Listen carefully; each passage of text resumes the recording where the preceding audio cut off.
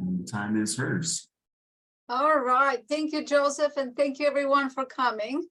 I see a few of my friends in there, and I know that these guys are really good at motivational interviewing. So hopefully, hopefully.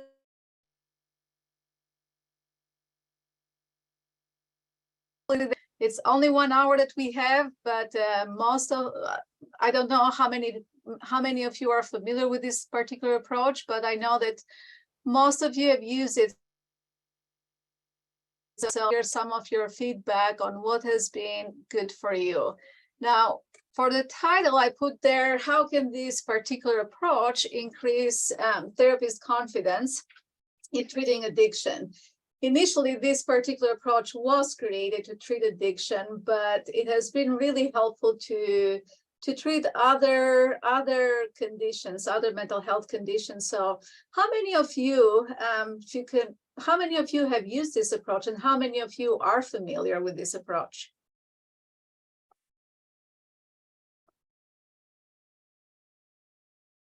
I use it quite a bit in my therapy, so it's the Excellent. one thing I think I'm good at least I pretend to be. So Mark, I know you're good at it. You're not just pretending. At the end of this hour, I'm going to leave some time for question and answer, or maybe some feedback from all of you to really see how do we do.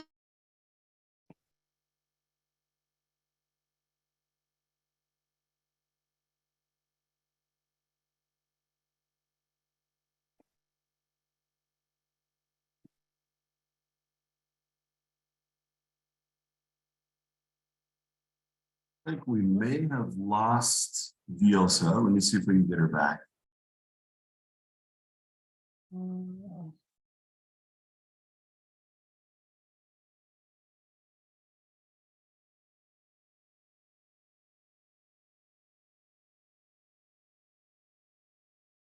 It looks like her volume is just off, but I don't know about the presentation screen. That one's gone for sure.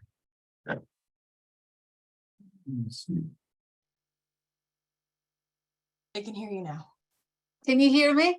We can hear you now. You're back. Yes. But okay. All right. I've got my assistant here helping me out. I can see. Can you see us now? We can see you, and now we can see your slides. Yes. Okay, perfect. All right, Riley, thank you. What are some things that help you as therapists and school counselors increase your confidence as you go in the session with your client?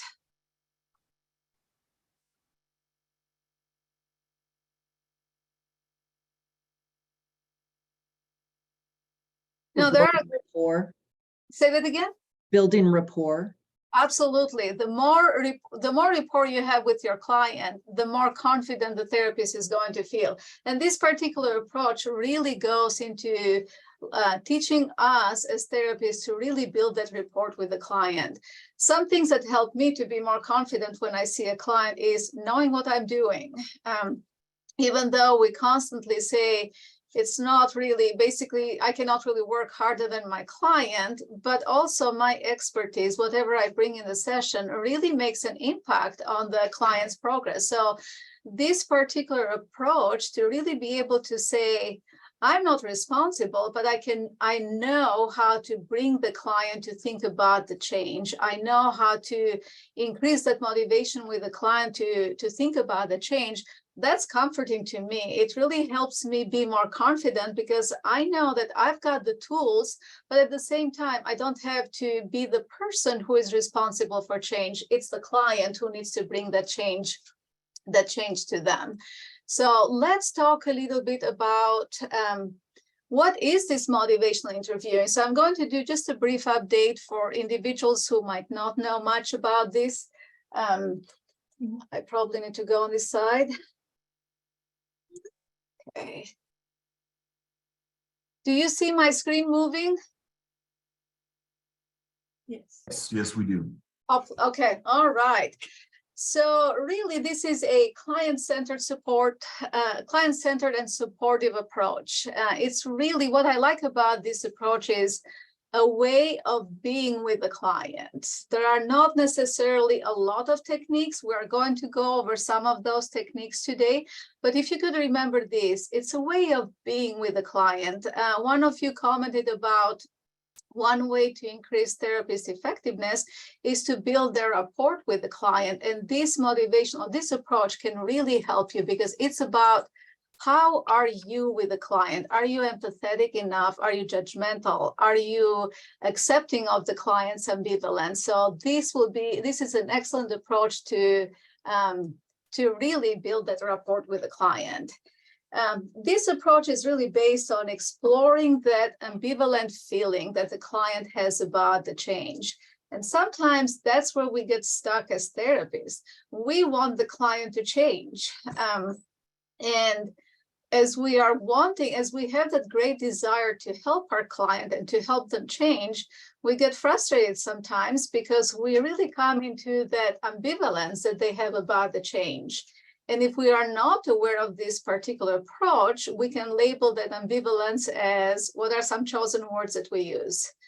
Client is not willing, right? Client is resistant.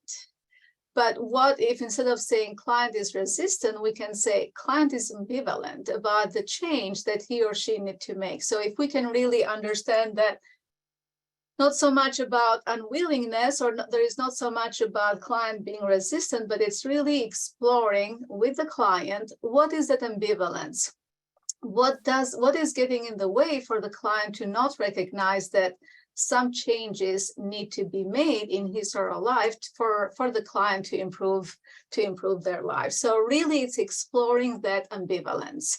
A good thing about this approach is to really focus on the why first. Why is this change helpful for you? And then we go to the how. A lot of times we focus on the how. How do we need to make those changes? And to me, this is just focusing on the symptom. The client is not going to make the change. The client is not going to go to the how unless the client has really figured out the why in their head. Why is this change helpful for me? Why is this change beneficial for me? Then you can go to how we do that. How do we go about this change? So, okay, as therapists, we're really supporting the client in their journey to explore their ambivalence. Really, we are going to elicit and to reinforce those clients, the clients basically thinking about why is the change important to them. So we have to recognize that clients have their freedom and their choice and their self-direction, and they are the ones who are making the decisions. We're simply guiding their thinking towards, let's explore the changes that you need to make. Let's explore what gets in the way of you making or not making those changes. You know, I remember using this approach. I was working with a teenager one time, and not really with addiction, but just a teenager who did not want mom to be involved in his treatment. And I remember that one thing that I said to him that really got his attention and really put our therapy, basically it was our turning point for therapy. As he was complaining about mom constantly checking and controlling with him, I remember saying to him, well, I can see that you perceive your mom controlling, and that might be an okay thing for you, because he wasn't really doing anything to improve that relationship with mom. And he looked at me and said, no, I don't want mom to be controlling. But then what gets in the way? But just to really give him the idea, and that might be an okay thing with you, to have your mom on your back. When I said to him, and that might be an okay thing with you, then he started to think about, I need to make a change. So really giving sometimes another perspective to the client that the client has not really thought about it. Of course, he did not want mom to be on his back, but he had not thought much about that. So when I said, and that might be okay for you, that is when he started to think about the change. Okay, let's continue with some of the assumptions. Those assumptions sometimes are very similar to other approaches that we use in therapy. But I really love the first one. Everyone possesses the capability for beneficial change. And I love those two words that this assumption uses, capability and beneficial. Every client is capable of change. Sometimes they lack resources, sometimes they lack support, sometimes they lack the awareness that they need to make a change, and sometimes they just really don't know how to make that change. But if we start approaching our clients with they are capable and they can make beneficial change, then we can treat them in therapy as capable being. And when I say this, capable also of thinking of what do I need to do to make sure that I have the change. So really it comes back to the client is very resourceful. We are there to guide the clients to find those resources, but they are resourceful. Okay. This assumption sees both the therapist and the client as resourceful. So as therapists, you're not just there to ask the client questions. This approach sees both therapists and the client as experts, but the client is the expert of his or her own life. The client is expert of their life, while the therapist is expert of the skills that the therapist can bring in the therapy session to elicit that particular change. Okay, is this effective or not? Quite effective. It's actually quite effective with addiction, but it could be used with other approaches as well. One of the best things that I like about the motivational interviewing is that it's exciting for me to really kind of, I think of this as that little fire that eventually becomes bigger and bigger and bigger, or that desire for the client to find the motivation for themselves to really make that change. I love how with this particular approach, instead of me saying to the client, there is a need for you to change because really it's impacting whatever problem behavior you are demonstrating, it's impacting your life. It's the client who comes to that particular realization that I need to make a change as things are not going the way that I want them, to go. Okay. Ambivalence, one of the main things that you are going to work with this particular approach. So really it's helping the client to explore the opposing attitudes. The reason why this particular approach is so effective, especially with addiction, is that with most of the clients who are struggling with addiction, what do we see? I want to stop drinking and I'm not ready to. A lot of them start treatments in different facilities, and they go there and they say, well, I really can control this. It's not really a big deal. So that ambivalence, am I ready to change? Instead of me telling them, or instead of the family members telling them, which the family members have told them for a long time, it's really important. And I think there is more weight into client coming to that own personal realization. I need to make a change. Things are not working. Okay, principles. These are 6 principles that I'm going to go over today and kind of think about how we're going to, or discuss how we're going to work or how we're going to use those principles in therapy.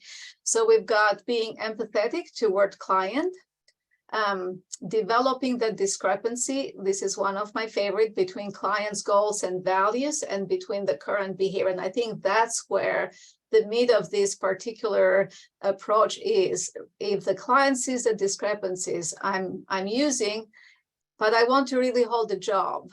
I'm drinking, but I really want to have a better marriage, and how that impacts the quality of life for the client. That's where the client really comes up with that realization, I need to change. Avoiding arguments or direct confrontation. Remember building rapport, that great comment that was made at the very beginning? This particular approach, it's about building that rapport with the client. Arguments and confrontation do not work well. Actually, if we are trying to make a point, if you're trying to argue with a client about the need for change, which you might see it as a therapist, but they are not seeing it yet, it's going to actually put the client back. It's really kind of working opposite to the direction of helping the client make the change. So no direct arguments, no confrontation. You're simply listening and helping the client to resolve their own concerns about why do they have to make, why it's good for them, why it's beneficial for them to make the change. Again, I really like that word beneficial. Sometimes we use that word good, and it's kind of used very much. It's a great word. But when the client hears the word beneficial, I think to me, it creates more thinking with the client. Why is this beneficial to me? So I think the weight of the word that this particular approach basically has, or the weight of certain meaning that this particular approach has on some of the words, I think it's wonderful. Basically the people who came up with this approach knew exactly what they were doing and how the meaning of the words can impact a particular client. We're going to learn a couple of techniques about how to roll with that resistance, and then how to increase the self-efficacy for the patient or for the client. I work at a hospital, so individuals we work with are patients, so but for most of you it will be clients, and how we can develop that autonomy for the patient, for the client. Okay, let's start with the first one, empathy. Okay, I think therapists do a great job with that, creating or showing that empathy. We're trained to be empathetic to our clients, which is great. I will tell you a story about my own life, which I recognized on the moment that I did that it was not the best thing. I tend to be more on the positive side. So even if I am faced with a very difficult situation, I tend to think about what can I learn from this. And with one of my friends one time, she was talking to me about one of her challenges, and I immediately went to, but look, here is what you can learn from this. Here is what you could, and she's a therapist. Basically, I was showing to her the bright side. And she kind of looked at me like, really? I recognize that it was not the best approach. A better approach could have been, this sucks. This is difficult. So, because she was going through a difficult situation. Even though I was very genuine to her, it did not come across as a genuine friend at that particular situation. So I really need to make an effort and say, what does the situation require now? Even though I'm looking for the positives in here, which helps me, but I need to be genuine with the client. I need to be genuine with the situation. So the more sincere we are with our compliments toward the clients, the better it is. Our clients can tell if we are sincere or if we are just making it or just giving them a compliment. So the more genuine we are, the better that rapport is going to be built with a particular client. That acceptance that we have for the client can really facilitate the change. As we know, a lot of change does not happen in therapy, it happens after the session. But with this particular approach, what you are going to notice is that the client is going to really take note, so to speak, of how genuine you are with them and how accepting you are with them. If they feel that we in the therapy office are accepting with them and genuine, they will continue to think about some of the questions that you have asked them in the therapy session. So this is really important. And there are times that you might not agree with what the patient is doing. Let's say if I'm your client and I have decided that the best thing for me is not to quit drinking. The best thing for me is to continue drinking. So that's the change that I have decided to make, that I will continue drinking. How can you be empathetic and accepting in this particular situation?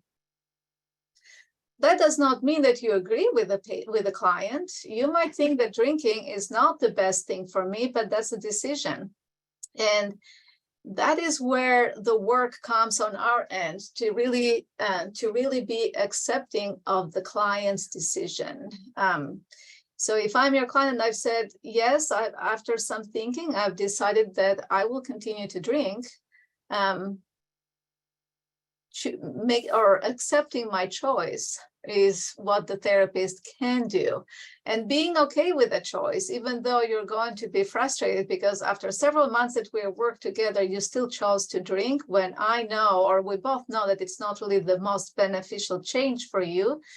But we've got to accept the client. They are the experts of their life. So as we accept, this is another word that has a lot of weight. As we accept the client decision, does not mean that we agree with them, with the decision that the client has made. But what it means is that you accept the client's choice and you support the client into that road, into that road that they have chosen. So our agreement or our approval does not mean that we necessarily agree with the choice. We simply accept and basically accept the client and support the client in the choices that they have made. Okay. Any questions so far? Okay. Develop discrepancy. This is one of my favorites. This is actually the most favorite part for me of this particular approach. I spend a little bit more time with this approach, and sometimes I spend a little bit more, depending on the client, I spend a little bit more time on increasing confidence of the client. So either one, because there are clients that I've worked with that came very fast, that basically worked very fast with this particular phase of the approach, developing discrepancy. And then they got stuck or did a little bit more support and pushing into developing that autonomy. So you are going to find that clients are different and they will need different types of help. But in my experience, I've seen most of the work being done in those two phases, developing discrepancies, and a little bit later, we're going to talk about increasing clients' confidence and autonomy.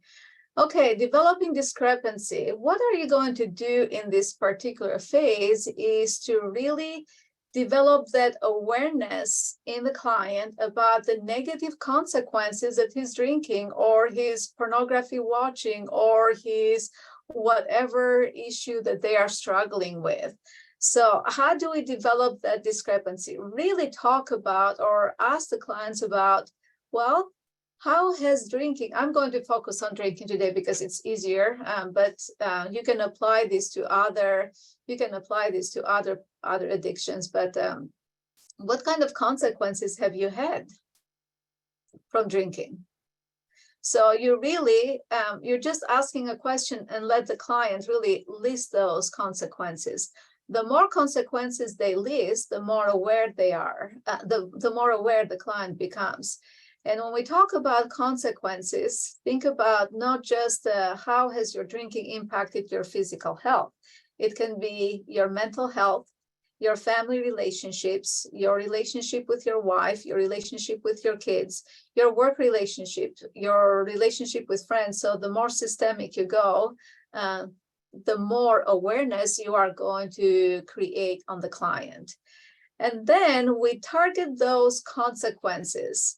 As the client has listed the consequences, we target those negative consequences that the client is listing as a way to help the client understand, are you willing to continue with those consequences? You just listed 10 of them. Are you willing to continue? Again, you are not saying to the client, well, Johnny, I don't think that this is a good idea for you to drink because, as you can see, your wife is thinking about divorcing you, or you got suspended from, if it is a teenager, you got suspended from school if he's caught with drugs at school. You are simply asking the client, again, you are increasing awareness. You're simply asking the client, so what are you thinking about those consequences? Are you willing to continue with them? Are this okay for you? Remember that example with the teenage boy who did not want mom to be so controlling, saying to him, well, you might be okay with those consequences. You might be okay with mom just being on your back, and that's okay for you. You are really asking the client to think about, am I okay or am I not okay? Am I willing to continue for several months or several more years with those consequences? or do I need to do something different? And it's also important in this particular phase to identify what is the ideal or desired behavior for the client. A lot of them say things like, I'm not ready to quit my drinking, but I really do want to have a good relationship with my wife. So your goal for the future is to really have a good relationship with your wife. And how is drinking impacting that relationship with your wife? Again, you are not saying, well, Johnny, can you see how drinking is impacting? You can really ask them, tell me about, what do you think? How is drinking impacting your relationship with your wife? So you really are constantly increasing that awareness in the client, so they do the thinking and they come up with a desire to change, because they see that the current behavior, which is the problem behavior, does not line up with their future goals, with their desired behavior that they want to implement. You're focusing on how the consequences are conflicting with their personal values. If having a good family is my personal value, and with people with addiction, a lot of treatment is around their personal values. So they are going to be very familiar. If you are working with somebody on addiction, they're going to be very familiar with the language of personal values. So if you are going to also compare the problem, not compare, but see how, or help the client understand how the current behavior, the problem behavior, is conflicting their personal values, that can also increase more awareness for the client to say, yep, I'm not congruent, I'm not in alliance with my personal values, I'm doing something that goes against them, I need to change.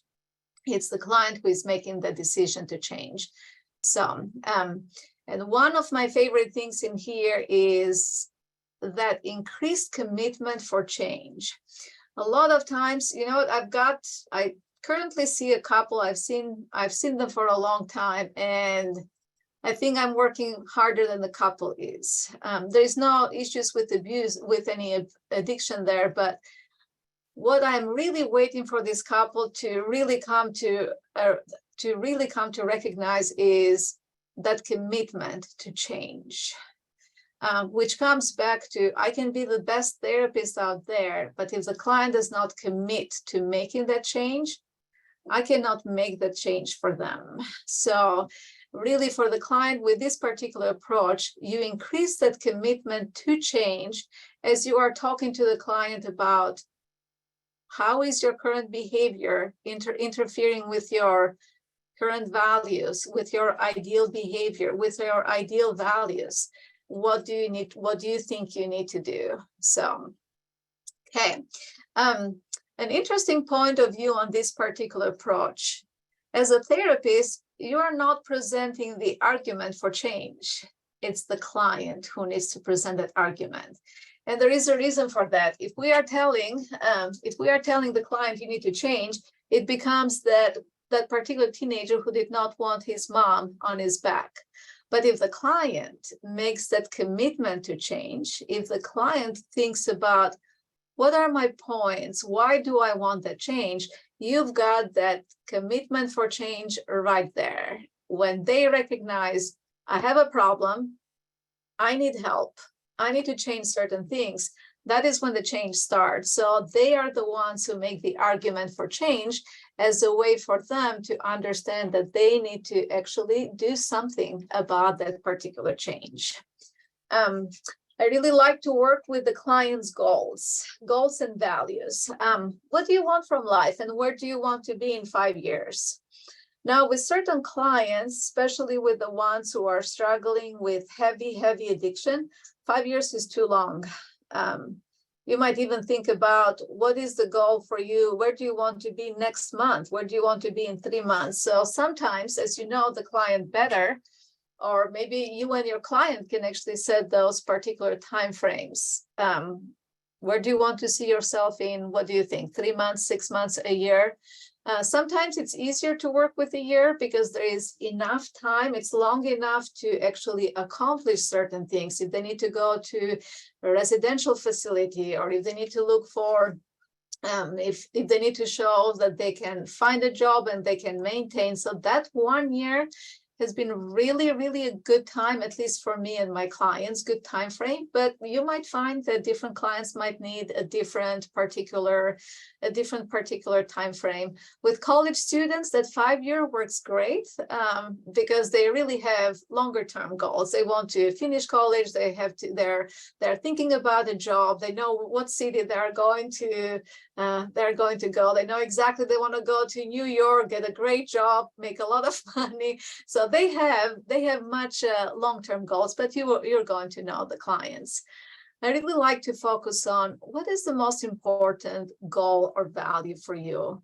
Now, when you think about working with a client who is struggling with addiction, or even with their families, they've been struggling with addiction for a long time. This is not just, well, I've been here for a month. They've been struggling, and they know sometimes that they're quite aware that they have a lot of things in their to-do list. So to really talk to them about all of these changes that they need to make can be very overwhelming. So if we could narrow down to 2 or 3 goals, maybe 3 goals are quite a bit, but 2 or 3 goals, what is the most important thing? What is the most important thing for you? What do you like to accomplish in that 1 year time frame that we talked about? And how does this drinking going to impact your goals? How is the drinking going to help you get the job in New York City, make a lot of money, and come back to Utah? So they are the ones who are going to really think about how is the problem behavior impacting them. Okay. Any question on this one? Okay. I will move forward. Let's see, avoiding arguments, that's another phase on this particular approach. Arguments just result in more resistance. One of the things that I like to think about when it comes to resistance is that water over rock.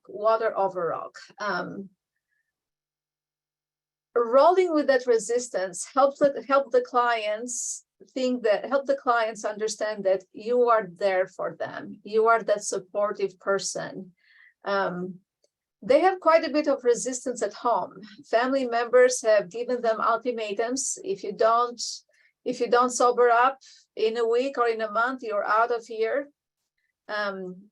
Spouses have given ultimatums about, if you don't sober up, I'm going to divorce you. So they have gotten quite a bit of arguments. They don't need another person to argue with them about the importance of change. A lot of clients that I worked with, especially in the addiction, they know that they need to change. They just are not very resourceful about how to get this change going on for them. So when they come to therapy, they want to hear from us that we are supporting them and we're helping them, rather than just starting an argument about, well, you need to change. They know that. So a lot of times, actually, I'm guilty of this. There have been times that I've said, wow, this client is very resistant. What am I going to do? It's easy for us as therapists to do that labeling, resistant, when they are really struggling with not knowing what to do. So resistance for me is a signal sometimes that client is not ready, and I need to think about how do I, basically going back to the discrepancy. Or resistance can also be, here is the therapist expertise. I need to change my strategies. Maybe I have not been able to start with or be able to elicit that particular thinking or awareness in the client for him or her or for they to really think about, I need to change. So that resistance for me has a meaning. I need to think about how can I be the best therapist for my client now? Do I need to look at my strategies, or do I need to be more accepting of the client's ambivalence? So a lot of times we also label them. They have, along with unwilling, along with defensive or resistant, they have received a lot of labels at home, or from friends, or from work environment. They are the alcoholics, they are the drug abusers, they are the not responsible, they are the non-caring. So labeling, even if we label them on our own heads and don't share this with the client, but they can feel it. Labeling does not help us as therapists, does not help the client themselves to really start or to continue in that road to making the changes. So when you are stuck with the client and you are saying they are resistant, that's okay, that's fine. You just need to be aware of where you are with that client, but think about, what do I need to explore further? Do I need to explore their awareness? Do I need to explore or to develop more discrepancies so they can actually think about the differences between their desired goal and the problem behavior? Or do I need to change my own strategies, my own therapy strategies? So when you come to that point that you say client is being resistant, just think about where you are and learn to roll with resistance. And here we are on this slide. There are two views of resistance, and you can think which one are you more likely to use in your therapy work. Resistance is a sign of poor treatment outcomes, lack of involvement in therapy, client being defiant, not ready for change, or therapist and client have completely different view on the problem. And what I mean by that is, I think that Johnny should quit drinking as Johnny's therapist. But Johnny has made a decision that the best thing for him is to continue drinking. So that means I'm going to perceive Johnny as he is stuck or he is not willing to change. Maybe it's not that Johnny is not willing to change. Johnny has already made a commitment to the change of his behavior, which in this particular case is that Johnny decided to continue with drinking. So we've got two different views, but our own view or our own desire to see the client at a particular place, at a particular development, at a particular progress in therapy can screw our own view of how do we see the client when they are really having a different view than we do. So there are times that resistance from a client can also bring awareness from us that we maybe need to listen a little bit more carefully. Again, kind of coming back to, do I need to change my strategy? If the client is stuck, do I need to change something that I'm doing? In BBT, we call them the therapist interfering behaviors, but maybe in here is to just really think about what else do I need to do with this client so I can elicit that change, the desire to change, that awareness about the problem behavior and that commitment for change. So maybe I just need to listen a little bit more. Maybe I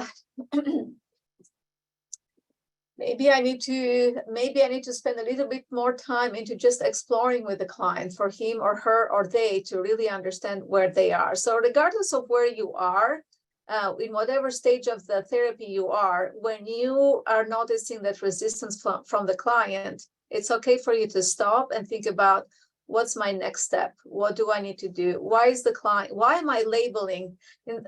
Listen to the language. Instead of saying, why is the client resistant? Which you can say, but you can also say, a better way to say, for me at least, will be, why am I labeling the client as resistant? What do I expect the client? Is what I expect from the client's goal as well?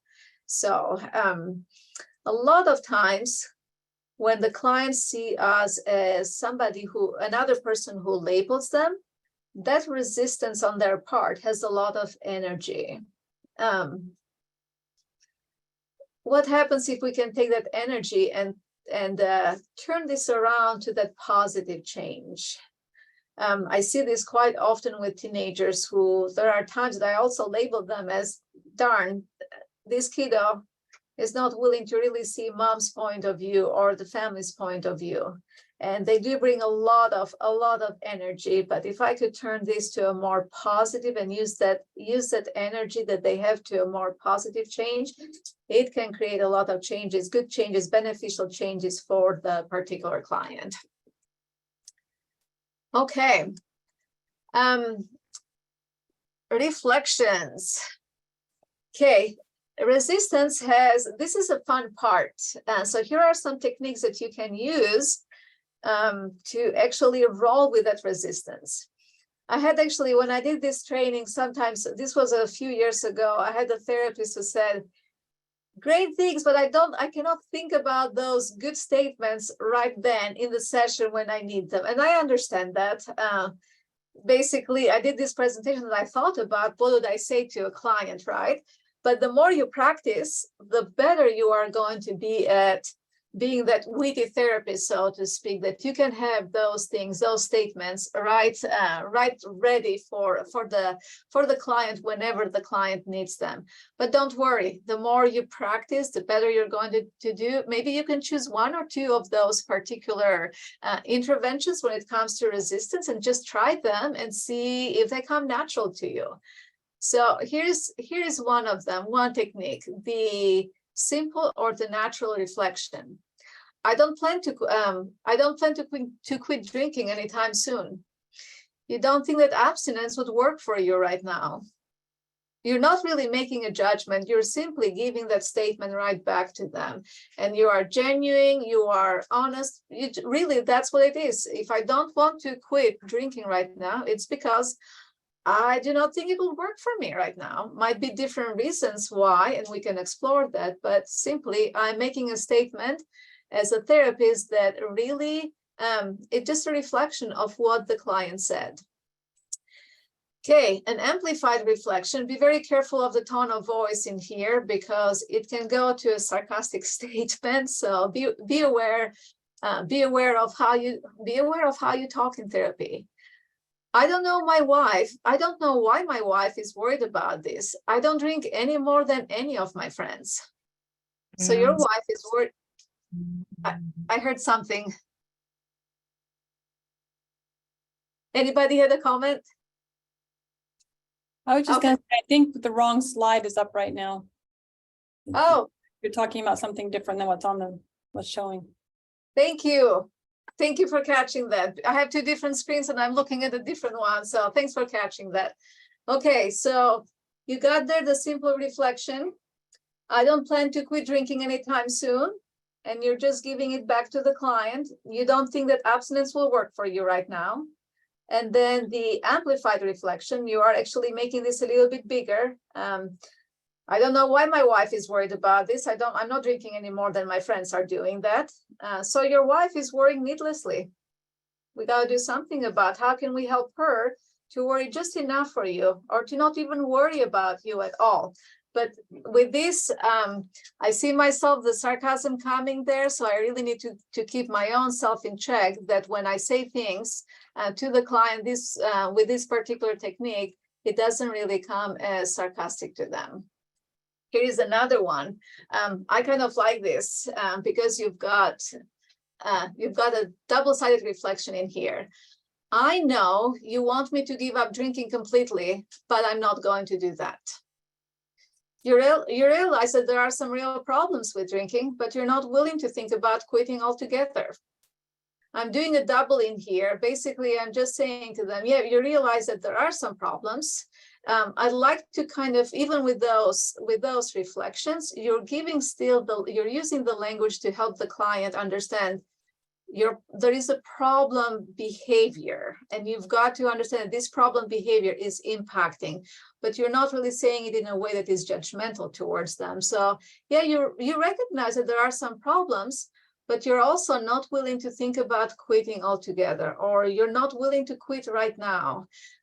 Here is another word that is important, especially for the addicts, right now or at this time, because when we say you're not willing to quit, it doesn't mean that the patient or the client is not willing to quit. They might be ready to quit in 3 months. They are not ready right now. So really being able to help them understand you're not ready to quit right now. That's our view, or that's our perception of the client, rather than you're not ready to quit. That's more of an ultimatum. You are never going to be ready to quit. So I think the language that we use with this particular approach is really important in how do we treat the clients when they come to see us. Shifting focus works like a charm. I really like that. I can't stop drinking when all my friends are doing it. You're way ahead of me. We're now exploring your concerns about whether you can find and keep a job. We're not ready yet to decide how drinking fits into your goals. What I find with this particular shift in focus is that the client now, since they are noticing, oh, the therapist is not really willing to talk to me about quitting, they're saying, but no, I want to talk about that. So there is a little bit of commitment on the client's part. There is a little bit of commitment on the client's part to say, but I do want to talk about this. And the more they are willing to talk about their problem behavior, the better you are going to get that awareness and commitment from them to change. So this shift in focus, it's an excellent reflection that you can do with the client. I think wow, okay, I'm not keeping up with my slides. Okay, now we've got agreement with a twist. Why are you and my wife so stuck on my drinking? What about all her problems? You drink too if you had my wife. You drink too if your family was nagging you the whole time. And then the therapist responds, you got a good point. You're just twisting now. It's not as simple as one person's drinking. I agree with you that we shouldn't be trying to place blame in here. Drinking problems like this do involve the whole family. Here is your twisting part there. Drinking involves the whole family or impacts the whole family. So what you are really doing with this agreement with twisting is you're agreeing with the client. Yeah, it's not just about the drinking. I'm not focusing on the drinking, but it's really also the problem that you are having, the drinking, it's impacting not only you, but your whole family. So you are now increasing the awareness of the client. You are going one step higher.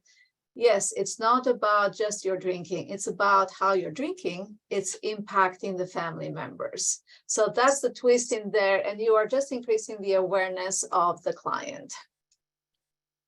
Okay. Let's go to reframing.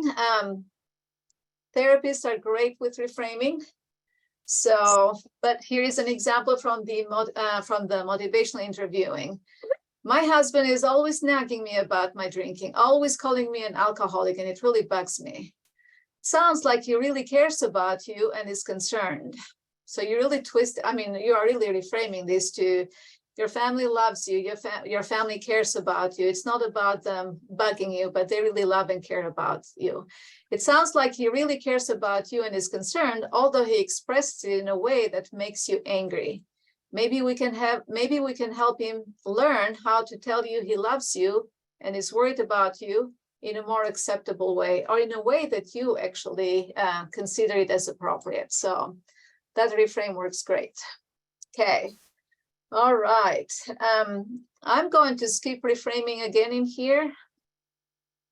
Oh, I probably have it twice. Okay, let's go with siding with the negative comments.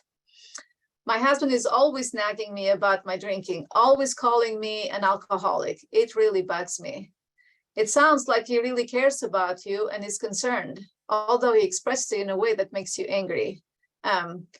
So you are siding here with the negative comments. Basically, you are just saying, you're siding, it sounds like he's really concerned. So you're kind of agreeing with the client in here that, yes, there is some nagging going on, but basically you're just saying, I agree with you on this part, but also there are other things that you need to understand about that particular nagging.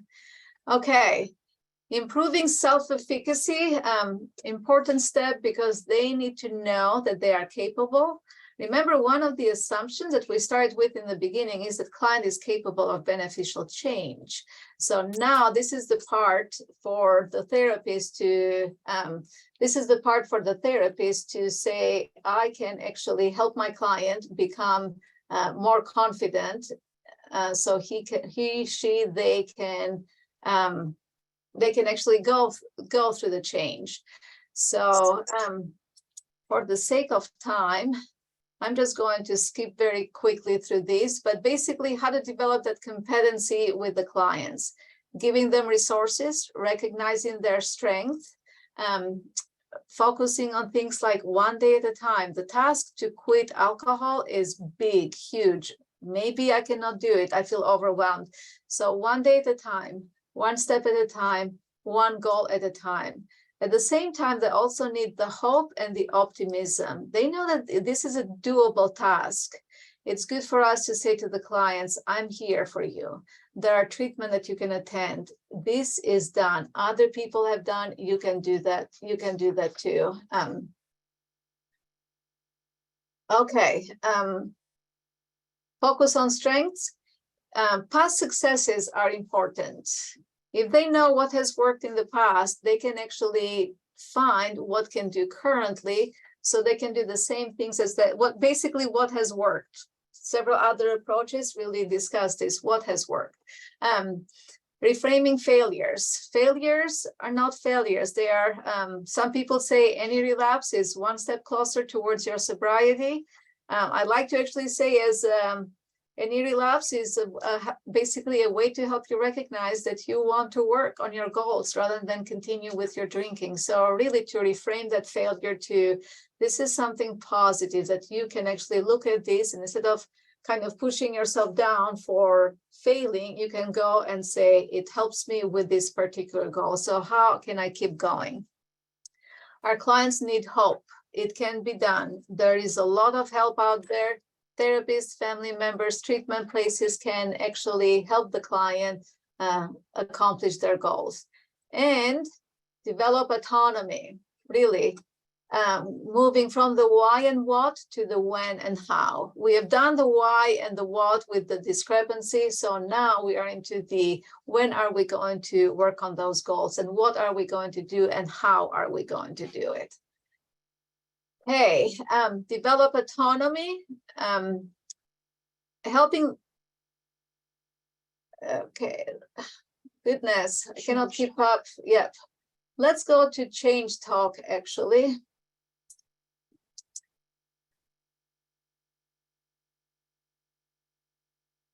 I cannot keep this together. Okay, change talk. Okay, recognizing the problem. I guess this is more serious than I thought. It's the client actually who needs to come up with those statements. These are not statements from the therapist. These are statements from the clients.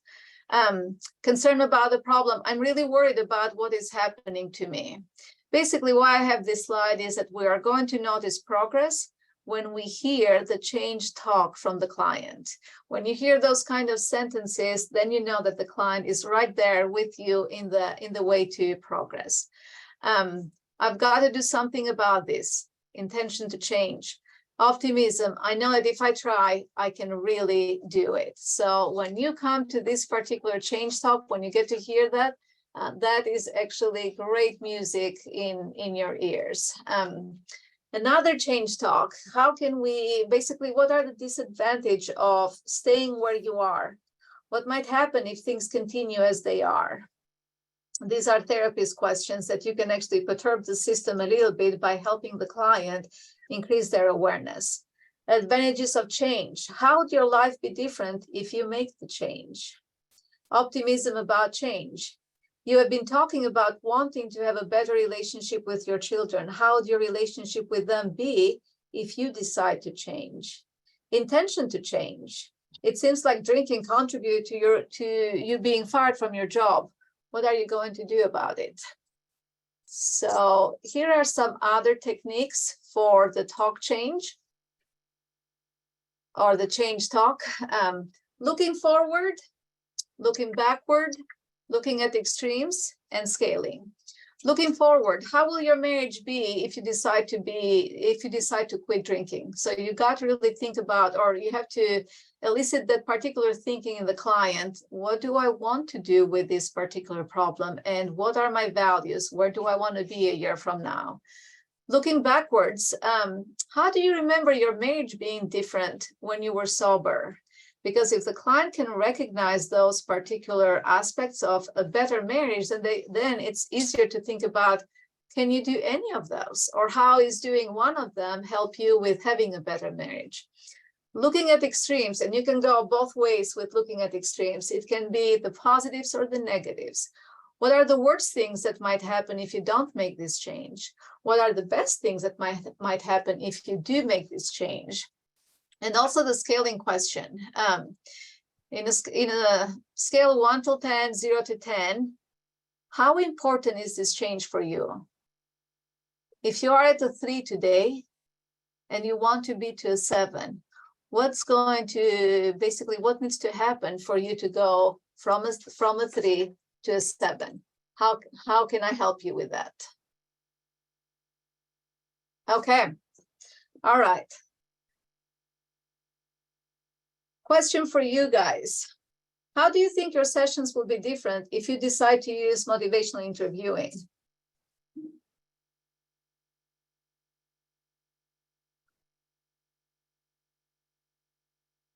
Also, just because we have a brief moment of silence here, I want to let anyone who needs to go know that, yes, you are able to go. I know we had a question come up in the chat. If they're able to leave, they have to get back to work. I put in the chat the link to the evaluation, but if anyone needs that, let's say for some reason your firewall doesn't let you access that, please email me, joseph.turk@uhsinc.com. I put my email in the chat as well if you need that. Make sure you grab that before you leave, and just reach out to me if you run into any issues. Thanks, Casey. Okay, for you guys who are going to stay a few more minutes, that particular first question, so this is kind of my head faking here. These are motivational interviewing questions, and they are very similar to our last slide. So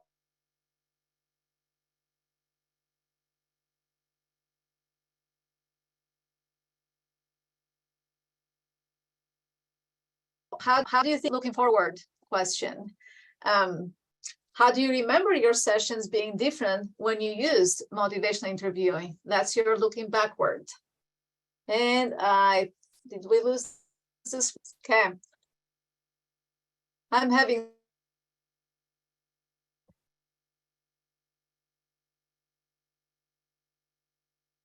several issues with.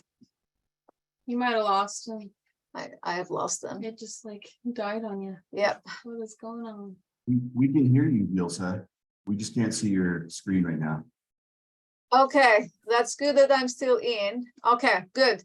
Then I'll just read those questions.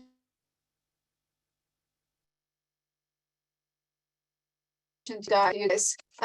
What is the best thing that might happen to you, your sessions, or your clients if you decide to use motivational interviewing? And then the scaling question, from 1 to 10, with 1 being not important to 10 being very important, or to use MI in your sessions. What needs to happen to move you to the desired number?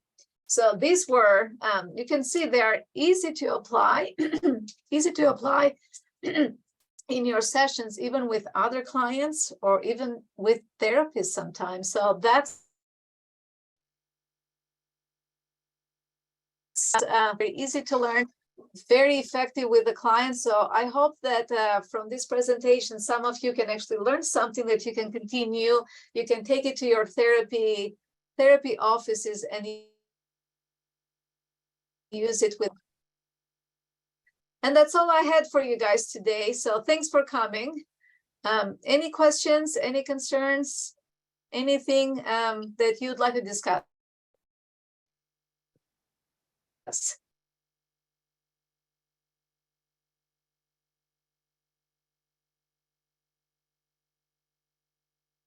I know several people asked about the slides. Yes, we will be sending the slides out to you. If for some reason you're not interested in the CEU credit, but you still want the slides, just shoot me an email and or drop something in the chat before we log off, and I will make sure that you get those slides.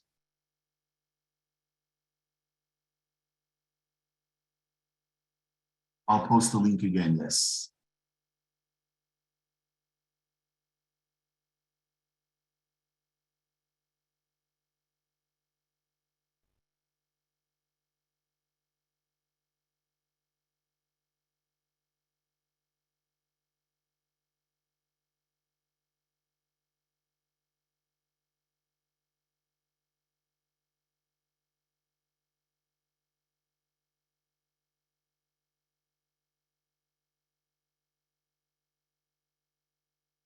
So the link is in the chat, and don't forget to use the code NI411 when you take that evaluation if you're looking for CEU credit. And I apologize, it looks like we may have lost Vjollca this time. But it sounds like we had a little bit of technical difficulties today. I do apologize for that. It could be the connection that she's using to access the internet. It sounded like towards the end, at least anyway, it kind of cut out there. But if you have any other questions, please reach out to me. I'd be happy to forward those to Vjollca. And yeah, if there aren't any more questions or any other comments, I will let you go. Just so you know, we are planning another CEU for the 25th of this month. So hopefully anyone who would like to join us, Vjollca will also be presenting on another topic. I'll send out another email with the details once I have those, okay? Any other questions or anything? Thank you for your kind comments, by the way, everyone. It sounds like this was a really great presentation. At least it was of benefit for a lot of you. So again, if you don't have any other comments or questions, thanks for coming. And I'll send out the email soon for anyone who needs a certificate. I'll also be uploading this course to our YouTube channel, so watch for that as well. In fact, I'll just post a link to our YouTube channel in the chat right now for anyone who may want to watch the back in the next day or so. I'll send out the certificates probably by Friday. Give me a couple days to do that. And yeah, thanks again for joining us, everyone. Enjoy the rest of your day.